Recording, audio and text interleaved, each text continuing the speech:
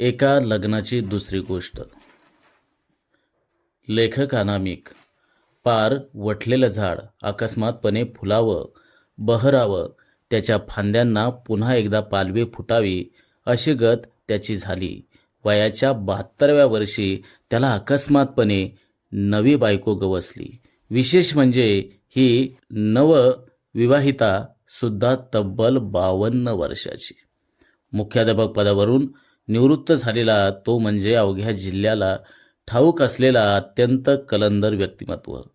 पाहावं तेव्हा त्याच्या वाणीतून कोणती ना कोणती तरी आगळी वेगळी कथा समोरच्याला ऐकायला मिळायची. सुख पाहावं वाटून पण दुःख ठेवावं झाकून या तत्वाला आजपर्यंत तो जगलेला. 2 वर्षापूर्वी त्याची पत्नी आकस्मिकपणे काळाच्या पडद्याआड निघून गेली.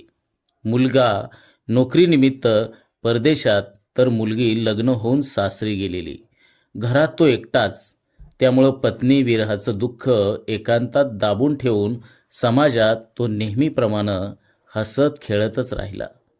त्याच्या पत्नीच्या वर्षश्राद्धाला सारे नातेवाईक जमलेले. घरात एकटं राहणाऱ्या त्याची असहाय्य अवस्था अनेकांना पाहवली नाही. त्यांनी दुसऱ्या लग्नाचा प्रस्ताव त्याच्यासमोर ठेवला. तो अगोदरच दचकलाच. 72व्या वर्षी लग्न शक्यच नाही असं त्यानं ठामपणे सांगितलं. परंतु मुलांनीच त्याला नीट समजावून सांगितलं. हौस म्हणून नव्हे तर गरज म्हणून हा विवाह किती योग्य आहे हे पटवून दिलं. अखेर तो लग्नाला तयार झाला. काही दिवसांपूर्वी वधूवर सूचक मंडळात त्याचं नाव नोंदवलं गेलं. त्याच्या काळातली आणि त्याला अनुरूप अशी वधू मिळणं अत्यंत अवघड होतं. जवळपास अशक्यच होतं.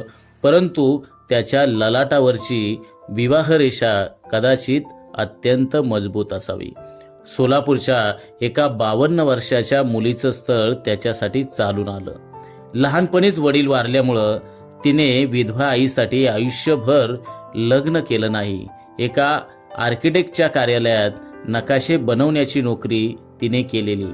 अलीकडेच तिची आई सुद्धा वारली. तिचं शरीरही थकलेलं. नोकरी सोडल्यानंतर 90 वर्षीय मामांनी तिला सांभाळून घेतलेलं. अशी ही निराधार अविवाहिता त्याच्या सानिध्यात आली.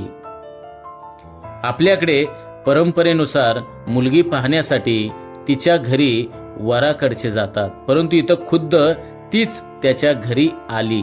2 दिवस त्याच्या घरात राहून तिनं सारी माहिती जाणून घेतली.